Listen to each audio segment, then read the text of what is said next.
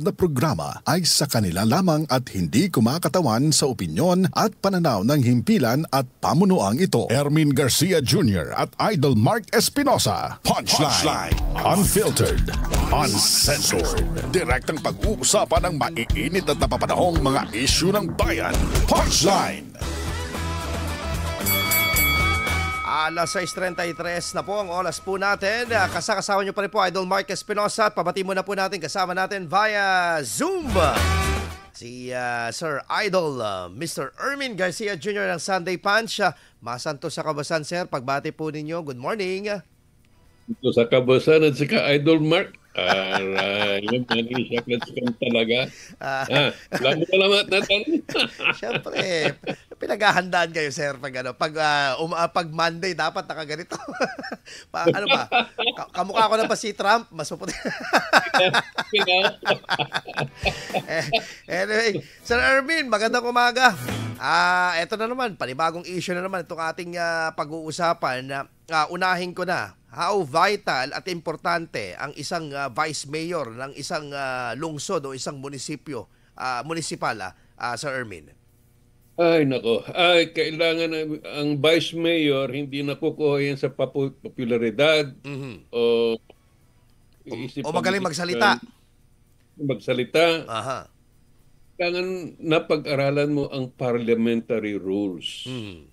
Alam mo yan dapat. Kasi pag nagdidebate na o nag-aaway na, alam mo kung paano gagamitin para mahinto yan at dumiretso yung usapan. Hindi ka maging bias. Hindi ka bias. Oo, alam mali o tama yung mga gusto nilang gawin. Yan ang kwento. Kaya nga, nakita ko lang last week yung 2 weeks ago, presta ko kay Kwan, yung ating si Brian Kuwa, BK. Alam niya ang parliamentary rules. Kaya nga sabi ko, tinatanong ko ngayon, sino pa kaya may marunong nito? Kasi karamihan ng vice mayor kasi, pag hindi marunong, sumusunod lang doon kung sino kursunada eh. Yung tipong kung ano ang idikta ng mga kaalyado lang at hindi napapakinggan. Oo lang ng oo, tama ng tama. Mali yun.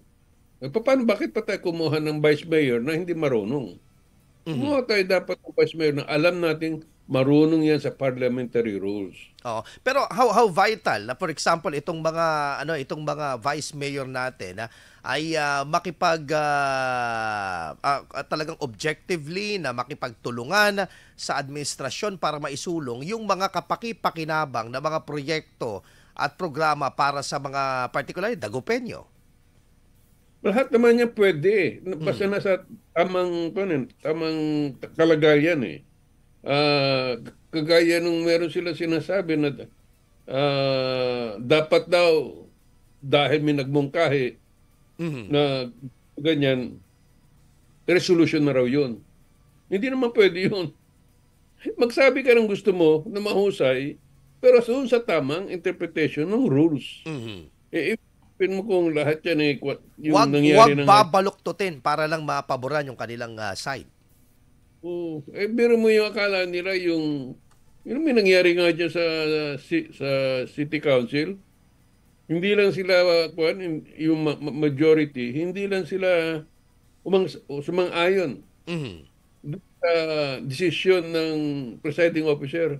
Abay, tumayo at nagmumura at akala mo mga bata. Aha. Yung ganun. At ang ano pa dito, Sir Ermin, talagang napaka-importante dito na maprotektahan din yung mga bawat miyembro ng sanggunian against the threat. There's dapat walang threatening doon sa loob ng kasi that's unparliamentary. Walang sigawan, dapat nakukuha lahat kaya nga council eh. At sila ang nangguan nito, dapat iniisip din ng mga konsehal na representante sila. Hindi na nandun dahil pogi sila, maganda sila, mayaman sila. Hindi. Kaya nga nandun para ibigkas o sabihin kung ano dapat ang gusto ng kanila constituents.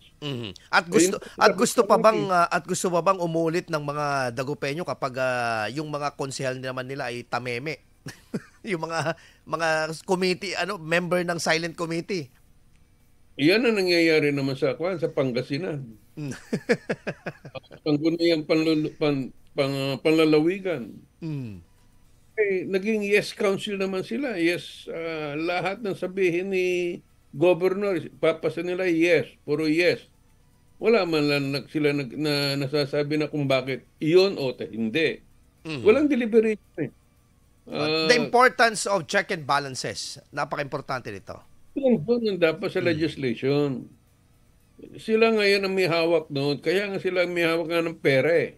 Sila kaya importante, yung mga ganun, hindi dapat nakukuha yan dun sa kailangan makialyado ka dun sa governor o sa mayor. Hindi. Mali yun. Dapat kumuha tayo ng board member, konsehal, na nag-iisip talaga kung anong pagkukulang ng gobyerno at kung saan malakas. Kaya alam nyo, minsan nanineglect ito, Sir Ermin, itong pagpili ng mga miyembro ng legislative body.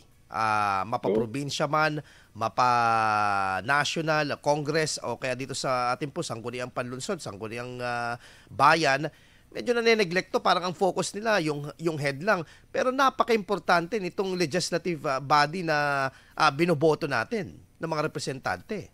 Baka, tama ka dyan. Wag nating baliwalain ng pagboto natin lang kung sino yung popular, kung sino magaling kumanta, sino... Uso ngayon magti-TikTok eh. Council, hindi naman sila tinatawag para kumanta o sumayaw eh. Correct. Para makipag-debate. So, in other words, kung merong nagsabi ng resolution, bawat hal or board member mag-iisip, ano ito? Bakit ito? Okay? Doon mo malala, pag lahat sila nag-isip ng ganun, ang lalabasan, magaling. Napag-isipan talaga. Hindi yung, I move, I second the motion, approve, pak. Wala na. Ganun na lang nangyayari. Pagka masyadong... Walang matalinong discussion. Walang nangyayari. Yung mga walang alam naman, lalong walang nangyayaring mahusay. Ang masama dito kung nasusupalpalan na Sir Ermin eh. Ay, naku talaga. At I hope really that hindi coming in this election, mag-isip ng mga tao, tignan kung sino yung yes, I approve. Yun lang. Mali na yun. yung go on the flow lang. Yung mga sumisigaw lang, hindi rin yun. Hindi kailangan yun. Ang kailangan yung tahimik mag-isip at sumasagot. Nakikipag-te. Na walang kinakatakutan. Yun ang nandun. Kaya na siya nandun eh. Paglaban yung dapat tama para sa mga tao. Correct. Ito, alam nyo, kasi sabi ko nga dun sa mga other yung mga nakarang araw, napaka-importante nito mga legislature kasi they are navigators also. They are helping the captain kung saan ang direksyon ng community. Oo. Tsaka, yung hindi mo pwede sabihin na dahil mayor o governor nagsasalita, dapat sumang-ayon ka. Hindi, mali. Kaya nga, nandun kayo para sabihin na, oy, excuse me po, meron po ito nangyayari. Bakit natin gagawin yan? Ganun dapat. You are the representative of your constituents. Sir Ermin? Nawala si Sir Ermin. Mukhang naputol yung line natin sa Tama yun, no, idol, no? Alam niyo katulad ng sinasabi natin nung mga nakarang programa natin, idol, na napaka-importante po na ang legislative body actually ay katuwang ng executive para tukuyin ano ba yung mga measures na pang longer solutions po talaga na kinakaharap po ng ating pong komunidad. Di Di ba? Kunyari po, for example, kung problema po yan sa basura, dapat tutulong po itong mga konsihales, tutulong po itong mga board members, yung mga nasa legislative, mga ano po natin po, mga nasa legislature po natin, na gumawa, mag-craft ng batas na makakatulong po talaga dito po sa ating pong executive. Ano ba yung mga i-execute na mga klase po ng mga batas po dito po sa ating pong lalawigan, sa ating pong syudad, sa ating pong mga munisipalidad. Napaka-importante po yan. Kasi kung tameme, yung ating pong mga konsihales, mga board member, at mga congressman po natin, magkakaroon po talaga tayo ng problema dahil hindi po talaga ma-represent yung pong ating pong tinatawag na hinaing bilang isa pong tawag dito, member po ng ating pong society, Idol. Kaya very crucial po yan, Idol, na talagang mapili po natin po yung pong mga opisyalis po natin po sa legislative body na it will best represent us. Doon po sa plenaryo, talagang maririnig ang ating pong boses sa plenaryo. Hindi po matatameme, Idol. Alas 6:44 ang oras po natin. Ang susunod ko po sanang tatanungin kay Sir Ermin dahil medyo kino-call out niya dito po ang COMELEC. Particularly dito po sa ating pong probinsya. Dahil nga po sa ginawa po na Oplan Baklas. Though nagpaliwanag naman po ang COMELEC regarding po doon po sa rules na kailangan po nilang sundin pagdating po dito sa mga pagbabaklas ng mga posters po. Kasi doon po sa according sa rules po nila, ang mababaklas po nila sa ngayon ay yung pong mga national posters na mga kandidato. Oo, yung mga local po kasi ay may tuturing po daw na mga local local candidates na sila officially pagdating po ng Marso 28. Oo, kasi doon po mag-uumpisa po yung pong local campaign natin, Idol. So anyway, Idol, subukan natin sa linya po ng telepono ngayon si Sir Ermin nawala po kasi sa Zoom. Sir Ermin, magandang umaga. Good morning, sir. Sir? Hello, sir? On na tayo? Ayun. Okay na po. Sir Ermin, katulad ng sinasabi ko kanina, dinidiscuss natin how vital yung mga legislatures, no? Pero nag-shift na tayo dito ngayon sa may COMELEC kasi you have a column calling out itong mga alibay ng COMELEC particularly dito sa probinsya na tali ang kanilang kamay kasi pinaliwanag din ni Attorney Oganiza, ang ating COMELEC Provincial Supervisor, noong nakapanayam ko siya, na tali nga ang kanilang kamay sa pagbaklas ng mga local posters unless kapag ito ay kasama sa mga national posters. Ano bang komento nyo po dito sa sa patakaran po na ito na nakapabilang po sa kanilang rules ngayon? Ang sinasabi ko lang, there is a rule. Sabihin mo na okay, nakatali sila na hindi pwedeng galawin yung mga posters na hindi pa kampanya ng lokal. Okay? Pwede na yan, sige.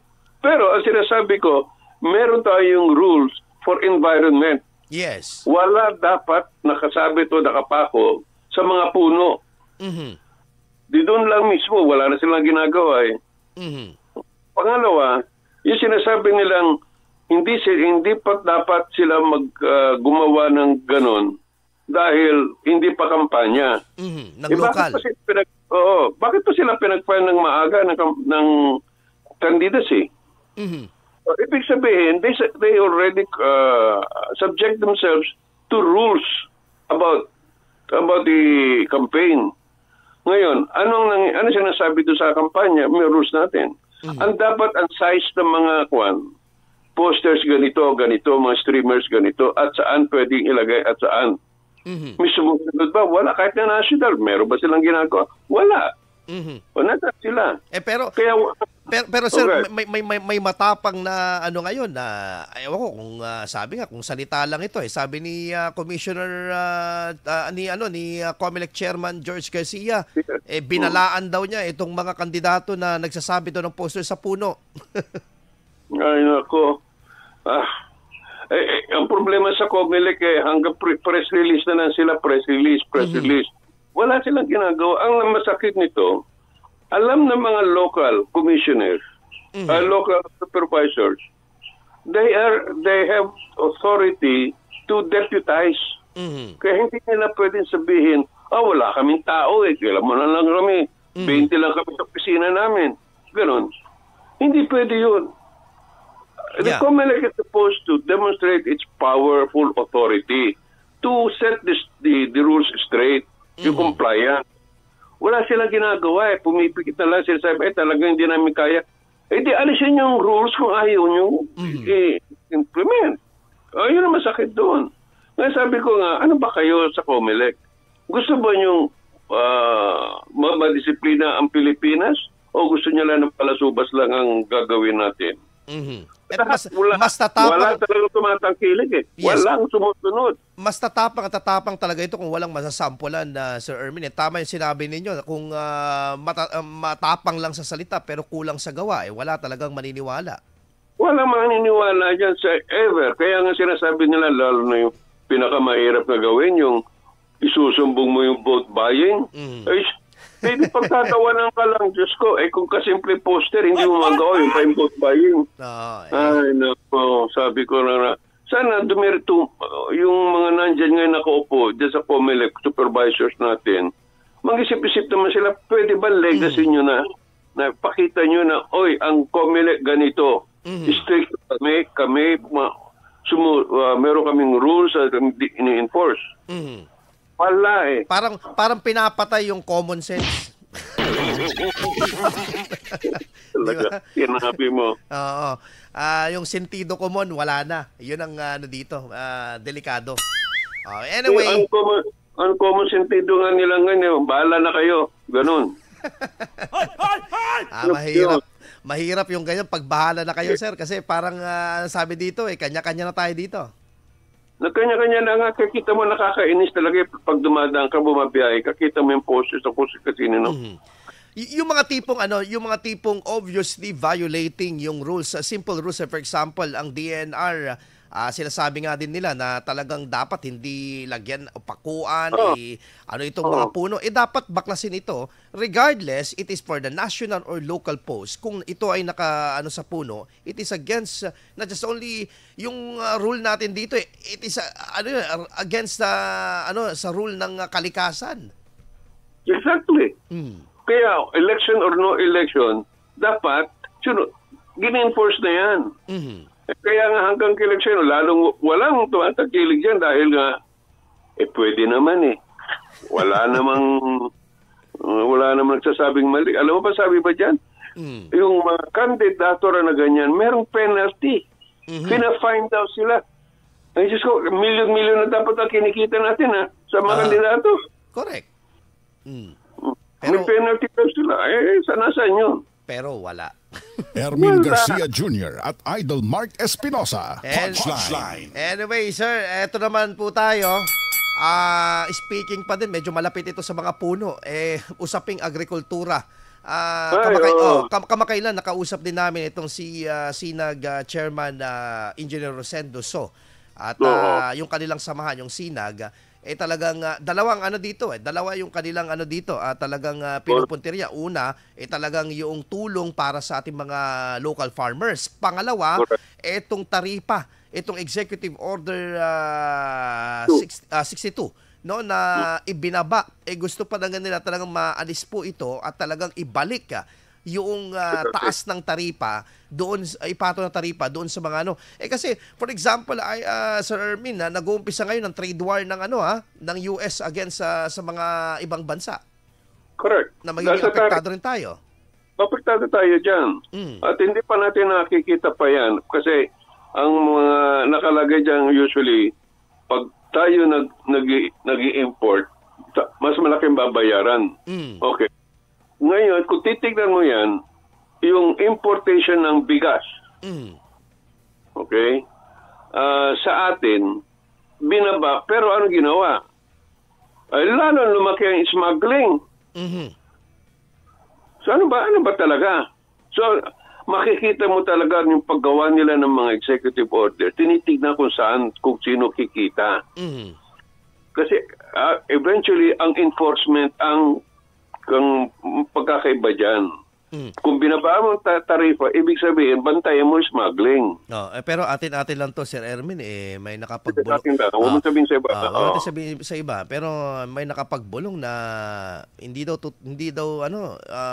daw tawag nito, tinutumbok na tulungan yung mga local farmers, nininegosyo daw to. Talaga naman. Alam mo, kasi negosyante daw yung nasa taas, Sir Erwin. hindi lang yung nasa taas, lahat ng kaibigan nandun. Nako po. Sila yung mga economic advisors ko, no? At sila nagsasabi dapat ganito, ganyan. Meron ka na ba nakita sila nila na makakatulong sa mga ating mga magbubukid, mga farmers? Wala.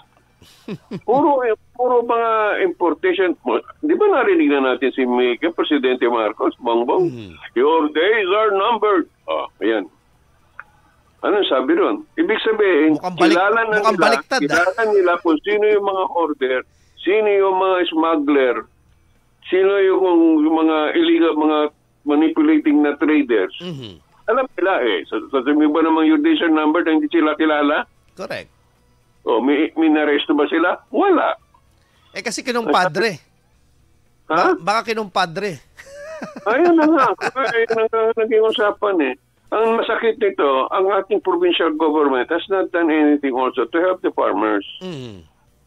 Meron yung noon, nung kaninong government atayo, Kispino atayon, ang mungkahin noon was kung ganyan nagkakahirapan, at yung nangunguna na ngayon yung mga agenda ng mga traders, bilhin yung mga harvest ng farmers ng provincial government. Para makatulong. Para hindi sila miniminus ng mga traders, tapos bebenta na mataas. Kasi emergency, if I'm not mistaken, Sir Ermin, yung pronouncement ni Secretary Chu Laurel, na sinasabi nga niya na selected lang itong inimplementahan daw ng National Food Security Emergency? Ganun na nga yun.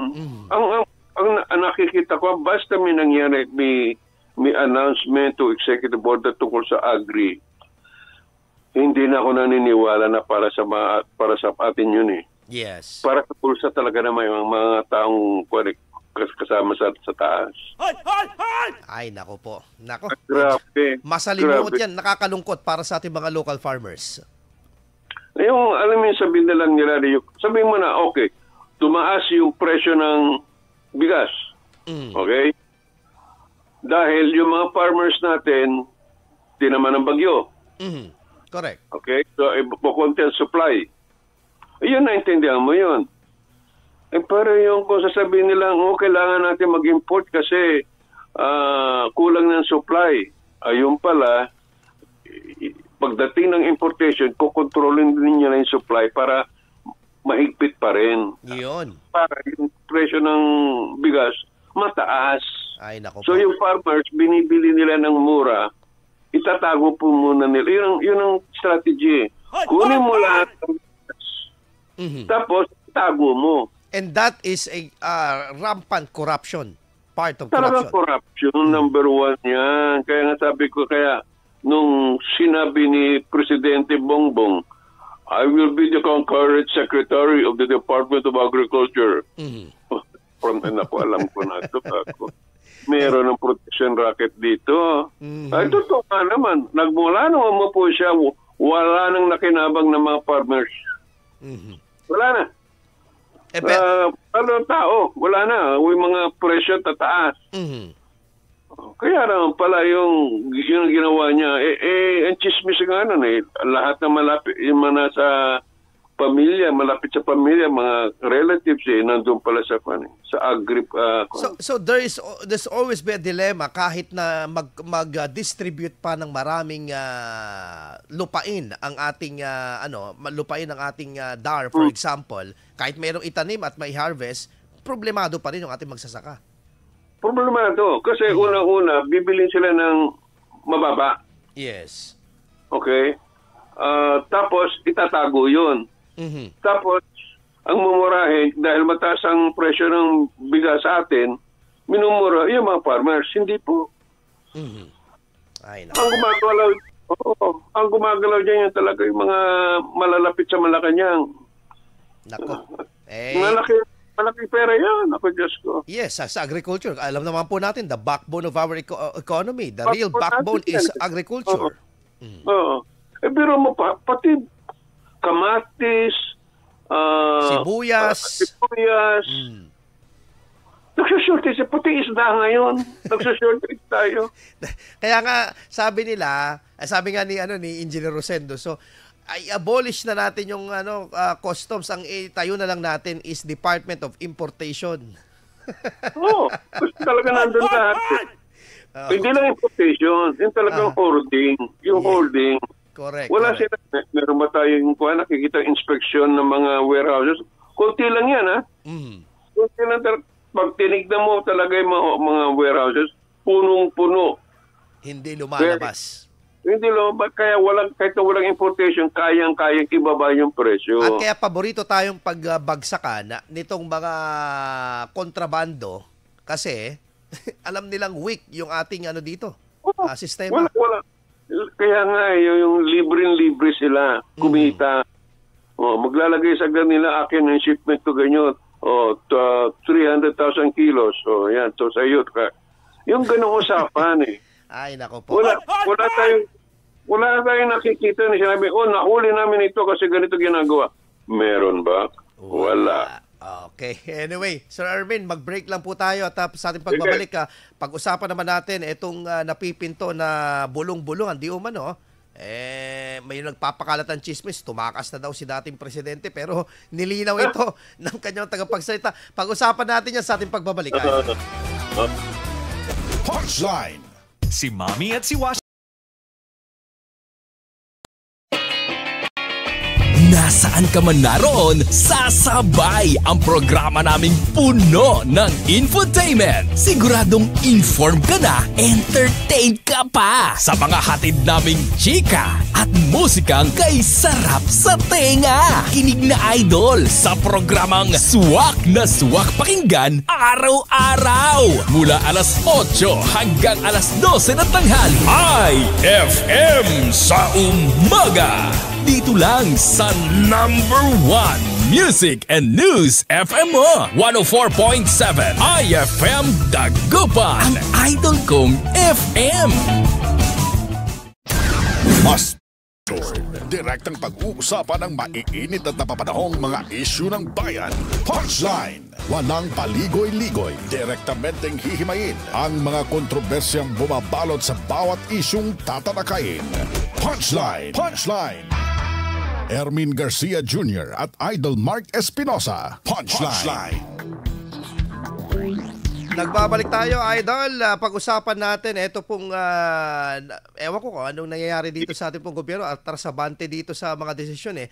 Remember, Sir Ermin, yung inalis na hepe ng AKG, yung anti-kidnapping group, tapos binalik ulit, binawi yung yung pagkakaalis sa kanya. Ito naman, hindi natin alam, i-welcome ba nila o hindi? Kasi ang pronouncement ng ating gobyerno, they will not going to cooperate with the ICC dahil nga hindi na tayo miyembro. Pero ito naman ngayon, lumalabas na handa daw na makipagtulungan ang Pilipinas sa ICC arrest versus Duterte. Okay. Ito ang dapat ditong pansinin natin dito. Pag ang nagsalita, sinabi na hindi papasukin ng ICC, mali yung ganun. Yung salita niya ang galing kay Bongbong. Pagdating sa baba, tutulong kami sa pag-aaresto. Okay? Yes. So, in other words, good cop, bad cop dito ang inilalaro nila. Good cop ngayon si Bongbong Puno dahil sinasabi niya na hindi niya papayagan. Pero pagdating mo sa baba, yung mga nag-i-implement, puhulihin daw. Kasi Ngayon, parang kino-coordinate nila dito, Sir Ermin, na lumalabas, gagamitin nila ang CIDG, which is ang head dito si Torre, na makikipagtulungan dito sa Interpol daw. Ito huwag nating kalimutan. Hindi sila papayag na magtatagal pa ang mga Duterte influence. Kahit pa paano kay ICC yan or kidnapping, ang objective dyan is patalsikin o ipakulong ang mga Duterte followers kung hindi si Duterte mismo. Nag-umpisa na sa mga vloggers, di ba? Pati yan ang pinagtatawag nila kung sino-sino. Yeah. Basta alam nilang medyo kontra sa gobyerno ng Marcos, abay, narco-vlogger ka na, kung ano-ano. Ngayon, ito ang ICC. Okay? Kaya siya totoo hindi na may ICC. Ang target nila ganyan is paalisin, patalsikin si Duterte. Okay? Hindi man ngayon, bukas, meron niya ganyan na mangyayari. So, wag na kayong magulat na biglang dumating nga yung ICC at sinasabing may warrant of arrest. Kung totoo man o hindi, ang tignan nyo anong katapusan talaga ng mga ginagawa. Katapusin talaga si Duterte. Okay. So you think this is a political oppression against the Dutertes? Of course. Of course. I mean, everything really is about stopping or killing the Duterte image or influence. Ayaw nila matanggap na malakas pa rin yung Duterte influence na pwedeng bumalabag sa kanila. So, yung lahat ng story ng ICC ganun, huwag natin kalimutan, iyan talaga ay strategy yan para mapatalsik na maaga si Duterte. And at dito pinapalabas pa nila na tumakas ang dating Pangulo kasama ang Vice Presidente at iba pang mga Senator Bongo and Senator Bongo and Senator Bato de la Rosa na pumunta ng Hong Kong daw. Lahat ng ganyan, basta lahat ng gagawin, meron ka parating pangontra. Meron kayo trolls meron kayo pwede magkalat lang yan malit na sabihin lang nila na tumakas nga, nagtatago, from Hong Kong, tumakbo ng Middle East. Which is hindi naman totoo. and even the lawyers of the victims ng di umano'y AJK sinasabi nila na parang ang nakarinig daw nila na plano is pupunta ng mainland si Pangulong Duterte. Kaya na daw, kasi protektahan daw sila na. Ang lalayo talaga.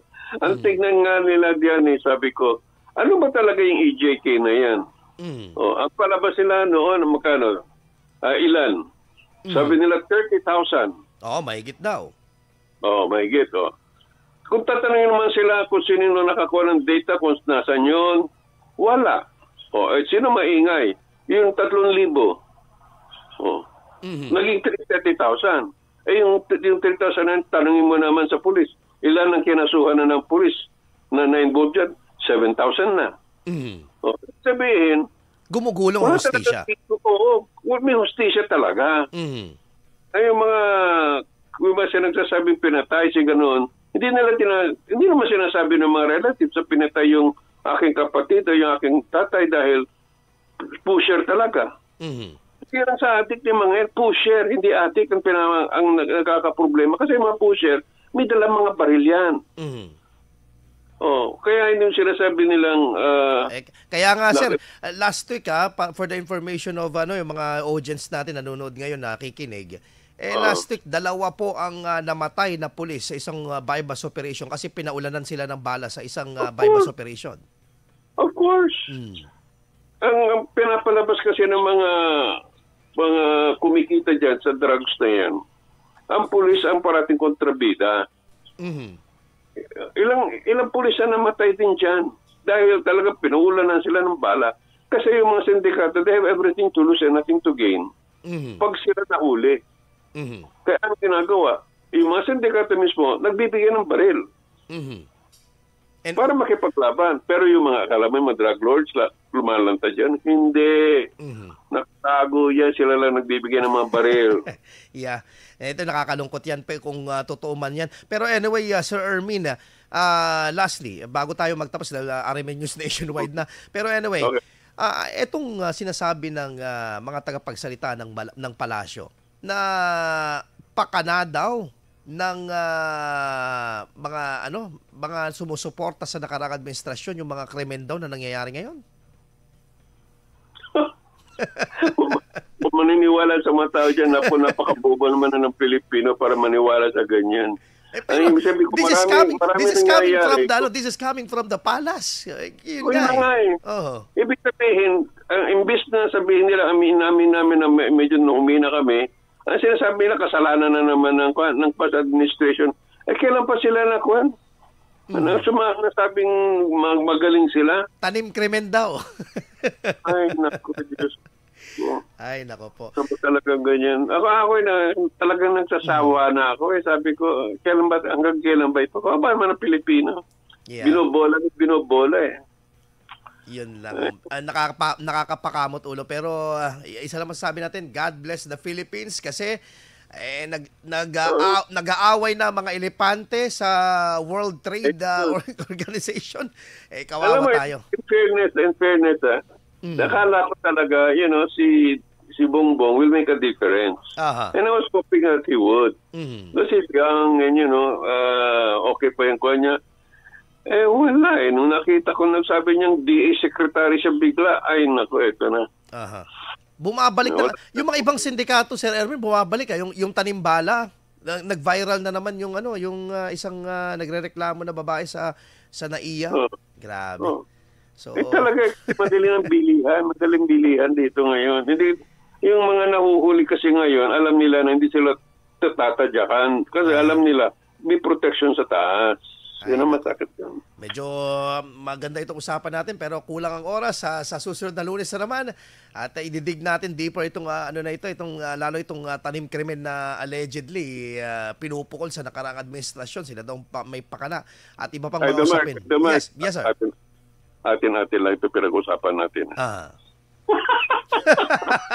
Correct. Anyway, maraming salamat, Sir Ermin. Happy Monday po. Sige, salamat. Bye-bye.